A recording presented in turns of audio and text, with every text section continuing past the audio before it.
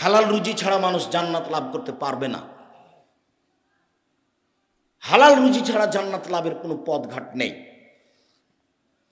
3, কোরআন তেলাওয়াত।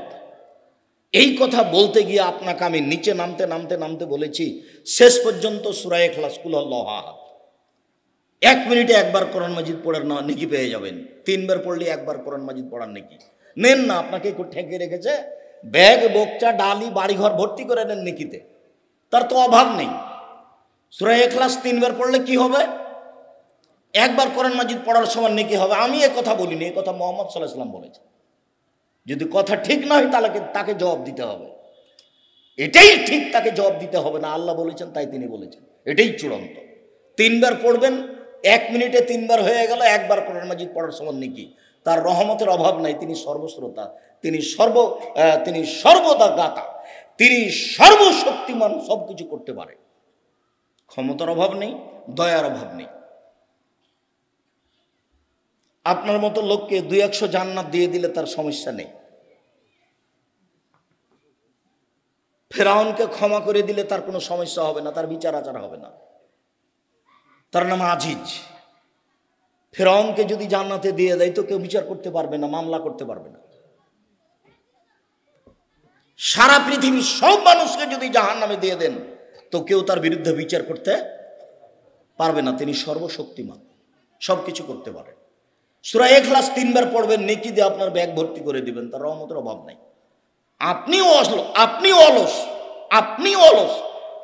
অলস, আপনার মন মানসিকতা খারাপ, আপনার নীতি খারাপ, আপনার অভ্যাস খারাপ, আপনার চরিত্র খারাপ, যার কারণে আপনি পড়তে পারেন না। কেন আপনি পড়তে পারেন না? কেন আপনি দোকানে বসে আড্ডা পিটবেন? যেখানে ল্যাংটা বেন আছে সেখানে আপনি বসে থাকেন কোন স্বভাবে? মাথায় টুপি আছে, খারাপ লাগে না কেন? আপনার একটা আত্মমর্যাদা থাকা দরকার। আপনার বউ কি করে বাজারে যায়, আপনার বউ কি করে ছোট ব্লাউজ পরে রাস্তাঘাটে ঘুরে, আপনার একটা আত্মমর্যাদা থাকা দরকার। আপনি আত্মমর্যাদা বুঝেন না কাকে বলে? আপনি আত্মমর্যাদা বুঝেন না কাকে বলে? 1 মিনিট দেখেন, আপনাকে আমি আত্মমর্যাদা দেখাচ্ছি। এই ছেলে,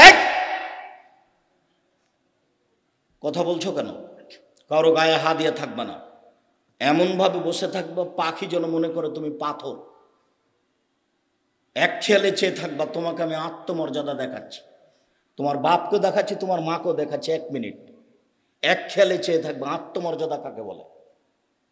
তোমার মা ছোট ব্লাউজ পরে এখানে এসেছে, তার মানে তোমার বাপ কাপুরুষ, তোমার বাপ ঘৃণিত পুরুষ, তোমার বাপের পুরুষত্ব নেই, যার কারণে তোমার মা এখানে এসেছে। যদি আমি এটা প্রমাণ করতে না পারি বেটা, আমি বক্তব্য দেব না। আমার নতুন কথা নয় তো, আমি এগুলো সব চিরদিন বলে আসছি 31 বছর থেকে। আত্মমর্যাদা দেখো কাকে বলে। বুখারী মুসলিমের হাদিস, আল্লাহ রাসূল স্বপ্নে জান্নাতে ঘুরছেন, ঘুরতে ঘুরতে দেখছেন একটা খুব সুন্দর ঝকঝকে টকটকে ঘর। এত সুন্দর ঘর কার? তো পাশে একজন বৃদ্ধা মহিলা পানি নিয়ে বসে আছে। মহিলা বলতে পারো ঘরটি কার? জি, এই ঘরটা উমারের। আল্লাহ রাসূল বলতে পারছেন না যে ঘরটা কার, তার মানে তিনি গায়েবের খবর জানেন না। উনি ঘরটা দেখে বলতে পারছেন না ঘরটা কার, তার মানে তিনি গায়েবের খবর জানেন না। তখন মহিলা বলছে ঘরটা উমারের। তখন আল্লাহ রাসূল বলছেন, উমারের আত্মমর্যাদা মনে পড়ল। ঘরের বাহির যদি এত সুন্দর হয়, ভিতরই বা কত সুন্দর। মনে স্বাদ জাগলো একটু ঘরের ভিতরটা দেখি, কিন্তু উমারের আত্মমর্যাদা হিসেব করে আমি ঢুকতে পারলাম না। বড় মানুষ, তার একটা মর্যাদা আছে, আমি ঢুকে গেলে তার মানের হানি হতে পারে। আমি তার আত্মমর্যাদাকে হিসাব করে ঢুকলাম না। ফজরের সময় উমারের সাথে দেখা। উমার, জান্নাতে ঘোরার সময় তোমার ঘরটা দেখলাম, এত সুন্দর টকটকে ঝকঝকে ঘর তোমার উমার। আমার মনে স্বাদ জাগলো একটু ভিতরে ঢুকি, কিন্তু তোমার আত্মমর্যাদা হিসাব করলাম, এত বড় মানুষের ঘরে ঢুকি কি করে, তাই আমি ঢুকলাম না উমার। তখন উমার রাদিয়াল্লাহু আনহু বলছেন, আল্লাহ রাসূল আপনি আমার মতো মানুষের আত্মমর্যাদাকে হিসাব করেন। এই কথা বলে তিনি ঝরঝর করে কাঁদতে লাগলেন। ইনি হলেন উমার, আর এর নাম আত্মমর্যাদা। থামো, তোমার সাথে কথা শেষ হয়নি। দিনী ভাই বোন, আপনি একটু থামবেন, আপনার সাথে এখানে কথা শেষ হয়নি।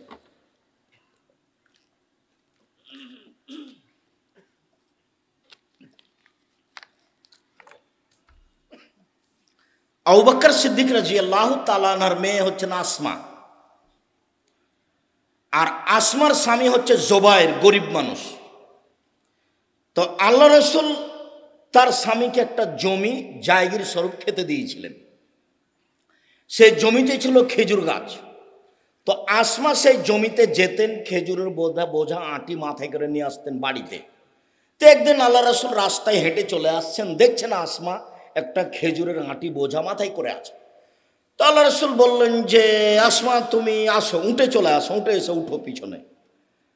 তখন আসমা বলছেন যে, আমি আমার স্বামী জুবায়েরের আত্মমর্যাদাকে হিসাব করলাম না, আমি আর একজন পুরুষের উটের পিছনে উঠবো, জুবায়েরের একটা আত্মমর্যাদা আছে, ও পুরুষ মানুষ, সেটা ও কেমন মনে করবে। আমি লজ্জা করলাম। তো আর আল্লাহ রাসূল আমাকে কিছু বললেন না, চলে গেলেন। আমি যখন বাড়িতে আসলাম তখন আমি বললাম, জুবায়ের আমাকে বলছেন, আসমা রাসূলের পিছনে উঠে গেলে আমার আত্মমর্যাদাতে যত বাধা সৃষ্টি হতো, যত আমাকে খারাপ লাগতো, তুমি খেজুরের আঁটি বোঝা মাথায় করে নিয়ে চলে আসছো, এতে আমার আত্মমর্যাদাতে বেশি লাগছে। এটা আমার কাছে বেশি কঠিন যে তুমি একটা বোঝা মাথায় করে নিয়ে চলে আসছো, এটা তুমি আমার বউ, এরপরও আমার আত্মমর্যাদাতে বাধা। বেটা বলো, তোমার মা এখানে ছোট ব্লাউজ পরে বসে আছে, তোমার বাপের আত্মমর্যাদায় বাধে না? বলো তুমি। তোমার বোন এখানে নগ্ন পোশাক এসে বসে আছে, শীতের দিন, ক্লাস 10-এ পড়ে, তাই তোমার বোন মাস্টার ডিগ্রি পাস করেছে, এখানে নগ্ন হয়ে এসে বসে গল্প করছে, আব্দুর রাজ্জাককে ভালোবাসে। এইসব ভালোবাসার কোনো দাম নাই। বলো বেটা, আত্মমর্যাদা কাকে বলে? কই, আমরা তো হাটে বাজারে যাই না, আমাদের বাসা থেকে হাটে বাজারে যাওয়া লাগে না, চলছে তো আমাদের, আমরা তো বেঁচে আছি। আমি কোনোদিন চায়ের স্টলেই বসিনি, 97 সাল থেকে নদাপাড়াতে আছি। চায়ের স্টলের লোকটা জানে আমাকে, কিন্তু লোকটা কোনোদিন আমাকে তো স্টলে দেখেনি।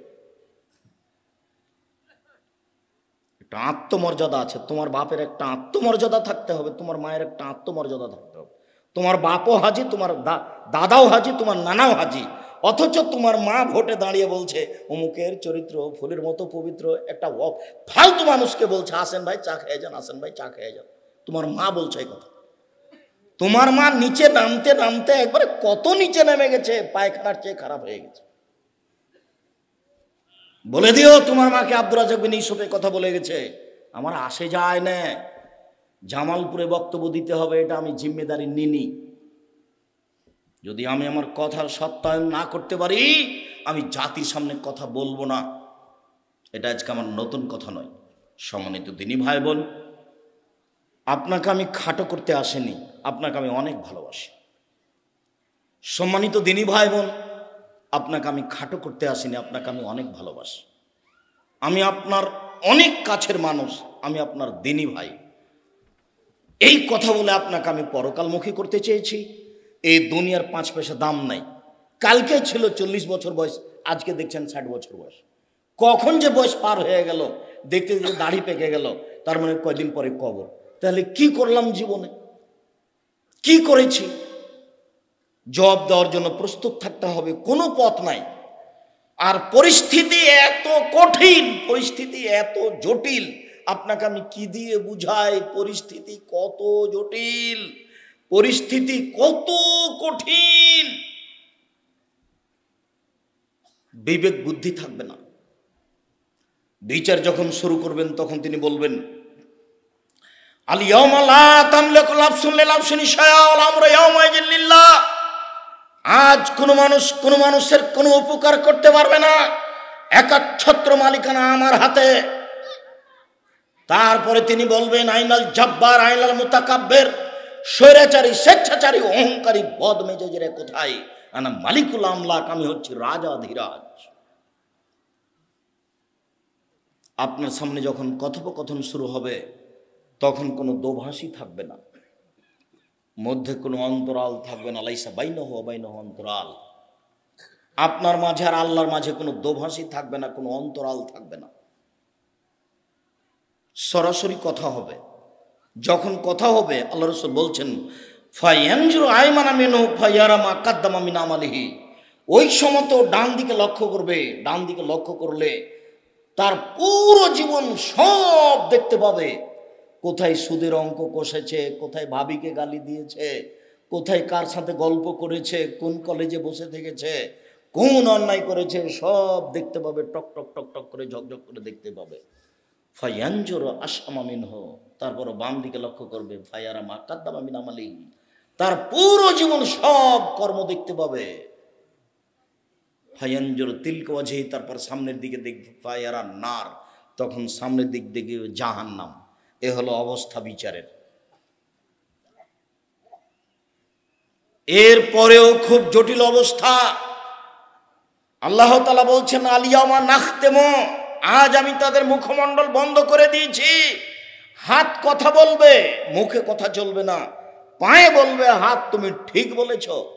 হাত যদি আপনার বিরুদ্ধে কথা বলে তাহলে আপনাকে কেমন লাগবে? পা যদি বলে আপনার বিরুদ্ধে যে তুমি ঠিক বলেছ, তাহলে সব কষ্ট পাবে শুধু আপনার আত্মা। হাত আপনারই অঙ্গ, কিন্তু আপনার বিরুদ্ধে বলবে, এ কথা আল্লাহ বলছে। আল্লাহ তাআলা বলছেন ইয়াউমাইজিন তুহাদ্দিসু আখবার, যেখানে যা কিছু করেছেন সব কথা এবং ছবি ধরে রেখেছে মাটি। মাটি হচ্ছে অত্যাধুনিক যন্ত্র। আল্লাহর নবী বলছেন ফাত্তাকুদ দুনিয়া ওয়াত্তাকুন নিসা, পৃথিবীর মানুষ দুনিয়া থেকে বেঁচে থাকো, মহিলা থেকে বেঁচে থাকো। মহিলা না হয় বিপজ্জনক বস্তু, বাঁচতে হবে, বাঁচার চেষ্টা করতে হবে, কিন্তু পৃথিবী তো জড় বস্তু, পৃথিবী থেকে বাঁচতে হবে কেন? পৃথিবী সবচেয়ে ভয়াবহ অত্যাধুনিক যন্ত্র। সিসি ক্যামেরা লাগা আছে, তাই আপনি ভয় পাচ্ছেন যে কথা ধরে নেবে ছবি সহ। ও তো নষ্ট হয়ে যেতে পারে। পৃথিবী, এই মাটি কত ভিন্ন ধরনের অত্যাধুনিক যন্ত্র তা আপনাকে আমি বুঝাতে অক্ষম। আপনার ছবি সহ কর্ম ধরে রেখেছে। বিচারের মাঠে top top top top top top করে কথা বলবে, সব কর্ম বলে দিবে। আবার এগুলো ছবিতে আসবে, মান মিসকালা যারাতিন খাইরা ইয়ারা মিসকালা যারাতিন শাররা ইয়ারা, যা কিছু করেছেন বিন্দু মাত্র সব চোখের সামনে চলে আসবে, দেখতে পাবেন পুরো কর্ম। শুধু এই পর্যন্ত নয়, বিচারের মাঠে আপনার একটা হাতে খাতা দেওয়া হবে। খাতা আপনি পাতা উল্টাবেন আর পড়বেন আর বলবেন মালে হাজাল কিতাব লা ইগাদিরু সাগীরাতান ওয়ালা কাবীরা, কি আশ্চর্য ধরনের বই, জীবনে ছোট বড় যা করেছি সব লেখা আছে। এটা হলো বিচারের অবস্থা। কাজেই বয়স আজকে তোমার 20, তার জন্য মনে করিও না যে কালকে 20 থাকবে। ঘুম থেকে উঠে দেখবা তোমার বয়স 40 হয়ে গেছে। বুঝতেই পারবে না কখন দেখবা 60 হয়ে গেছে, কখন দেখবা চলে যেতে হবে। সব কিছু বুঝিয়ে দিতে হবে। অতএব সম্মানিত দিনী ভাই বোন, ভদ্রতা বজায় রেখে চুপচাপ পরকালের আশায় শুনে আমল করব এই লক্ষ্যে, আল্লাহকে সন্তুষ্ট করার আশায় বসে থাকুন। আপনার কিছু না কিছু উপকার করবই করব ইনশাআল্লাহ। দ্বিতীয় জরুরি কথা, ধর্মের নামে মিথ্যা ধর্ম আছে, এ কথাই ঠিক। যার একটা ঘটনা আপনার সামনে নকল করেছি মকসুদুল মুমিনিন বই থেকে। ধর্মের নামে মিথ্যা কথা আছে, এ কথাই ঠিক। আমার আঙ্গুলের দিকে দেখুন, আল্লাহ নবী বলছেন মুহাম্মদ সাল্লাল্লাহু আলাইহি সাল্লাম, বাল্লিগু আন্নি ওয়ালা আয়া, পৃথিবীর মানুষ আমার একটা কথা জানা থাকলে অন্যকে বলো। কি জানা আছে? ডান হাতে পানি পান করতে হবে। তেল একটু বাম হাতে খাচ্ছে। বাম হাতে কে খায় বলেন তো? শয়তান। তো আপনি দেখার সাথে সাথে বলুন, ভাই ভাই কিছু মনে নিয়েন না, ডান হাতে খান, ভাই ডান হাতে খান। ও মন খারাপ করতে পারে, কিন্তু আপনার সুলিও হবে না, আপনার ফাঁসিও হবে না। যদি আপনি তাকে ডান হাতে খেতে বলেন, তাহলে কি ও মামলা করে সুলি দিতে পারবে? ফাঁসি দিতে পারবে? মন খারাপ করতে পারে। এতটুকু বলতে পারে, যাও তোমার ধর্ম তুমি মানো, এখানে এসে ঢং দেখাও কেন, এটা বলতে পারে। কেননা এটা বাঙালির স্বভাব। সৌদি স্বভাব হলে একটু বলতো না, চুপ থেকে যেত, মানবে না হয় মানবে না। খুচরা কথা তারা বলে না, বলা প্রয়োজন মনে করে না। খুচরা কথা বলা আমাদের স্বভাব। আর একজনের পিছনে লেগে থাকা আমাদের স্বভাব। আর একজনের পিছনে লেগে থাকা দলীয় স্বভাব। আর একজনের পিছনে লেগে থাকা, দোকানপাটে বসে থাকা স্বভাব। দোকানে দুইজন বসেছিল, আপনি ওরা দুইজন একজন আর একজনের বদনাম করছে, তা আপনি গিয়ে বলছেন হ্যাঁ ঠিকই বলেছিস, আসলেই খারাপ। এখন আপনি তাহাজ্জুদ পড়ে যান, জান্নাতে যান দেখি। সব তাহাজ্জুদ যদি এখানে লাগাই যায় তাহলে কি হবে? সব তাহাজ্জুদ যদি এখানেই লেগে যায় তাহলে কি হবে? ওটা তো সামাজিক ব্যাপার। আপনি তো ওখানে বলতে পাবেন না এই কথা। আপনার যাওয়ায় অপরাধ, আপনি গেলেন কেন? আপনাকে তো আমি 30 বছর থেকে বলছি যায়েন না। লবণ কিনতে গেছেন, মরিচ কিনতে গেছেন, দাঁড়িয়ে থাকবেন। লবণ আর মরিচ নিয়েছেন, টাকা দেওয়া হয়ে গেছে, চলে আসবেন।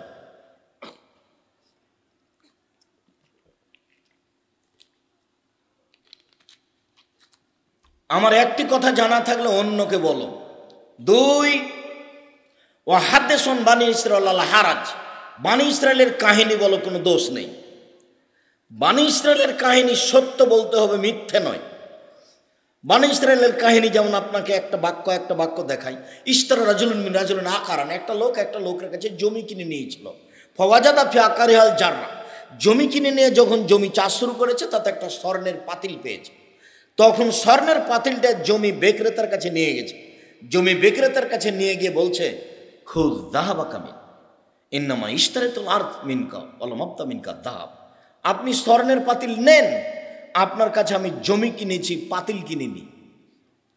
তখন জমি বিক্রেতা বলছে, বেতলার জমা ফিয়া, জমি বিক্রি করেছি, জমিতে যা কিছু ছিল সব বিক্রি করেছি, আমি স্বর্ণের পাতিল নিব না। এটা ঈমান। এখনই আপনি দোকানদার, আপনাকে একটা লোক 500 টাকা নোট দিয়েছে, তো বুঝতে পারেনি এটা 200 টাকা মনে করে দিয়েছে। তা আপনি এখন ফেরত দেওয়ার সময় কি যে করলেন বুঝতে পারলেন, ওই আর কিছু বুঝতে পারলেন না, আপনি চুপ থেকে গেলেন, অল্প কয়েকটা টাকা। আর আপনাকে তো খুব ভালো করে চিনে মানুষ, আপনি মসজিদের বাজার করতে গিয়েছিলেন, তাই আপনি 30 টাকার নাস্তা করেছিলেন, মনে নেই আপনার? মসজিদের বাজার করতে গিয়েছিলেন, 30 টাকার নাস্তা। জীবনে আপনার নাস্তা জুটে না, ভিক্ষা জুটে না, মসজিদের টাকা দিয়ে আপনাকে নাস্তা করা লাগে কেন? যে কয়েকজন মসজিদের বাজার করতে গেছেন সব কয়েকজনকে নিজের টাকা দিয়ে নাস্তা করাবেন, তখন আপনার কাজে বরকত হবে। তখন আর ভিক্ষা চেয়ে মসজিদ করা লাগবে না, তখন আপনারা কয়েকজন করতে পারবেন। আপনাদের জামিয়া সালাফের আমি কোনোদিন অ্যাকশন খাইনি, যদি খেয়েছি টাকা দিয়ে দিয়েছি। যান আপনাদের জামিয়া সালাফিয়াই, রূপগঞ্জ নারায়ণগঞ্জে যান, না রাজশাহীতে যান, আমার ফাইল আছে। আমি আপনাদের জামিয়া সালাফের এক সন্ধ্যা খাবো না, ইনশাল্লাহ খাবো না। আমার মনে বড় স্বাদ, এদেশের মাটিতে আমি উন্নত মানের প্রতিষ্ঠান গড়বই ইনশাল্লাহ। সেটাই জামিয়া সালাফিয়া, যেখানে ছেলে মেয়ে বাংলা, ইংরেজি, আরবি উন্নত মানের শিক্ষা অর্জন করে জাতির অন্যায়ের বিরুদ্ধে লড়বে, মুখে কলমে মিডিয়ে। মুখে বলে যাচ্ছি, কলমে মাসিক আল ইতেসাম পত্রিকা দিচ্ছি। জাতির জামিয়া সালাফের মুখপাত্র পত্রিকা মাসিক আল ইতেসাম পত্রিকা, আপনি নেন কি না আমি জানি না, ক্ষতিগ্রস্ত হয়েন না। আমি এর জন্য কষ্ট কম করিনি, এর জন্য আমি মাসে 2-1 পয়সা ব্যয় করি না, লক্ষ লক্ষ টাকা ব্যয় করি। জাতির মনে করি সবচেয়ে উন্নত মানের পত্রিকা, 50টা প্রশ্নের উত্তর আছে মাসিক আল ইতেসাম পত্রিকা। আমি কলমে জাতির খিদমত করার চেষ্টা করছি। যদি আমার ব্যক্তিগত বইটা কিনেন তাহলে আমার উপকার হবে, আর যদি মাসিক আল ইতেসাম পত্রিকা কিনেন তাহলে আপনার জাতির উপকার হবে। মাসিক আল ইতেসাম পত্রিকায় 50টা প্রশ্নের উত্তর আছে, এটা আমার কলম।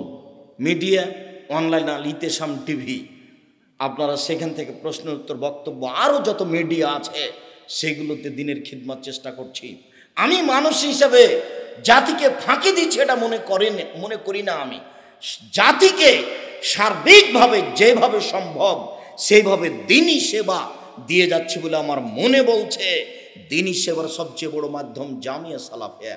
আমার মনে বড় স্বাদ, এই স্বাদ মেটাতে গিয়ে আপনাদের জামিয়া সালাফিয়ার এক সন্ধ্যা খাবো, এটা আমি প্রয়োজন মনে করিনি।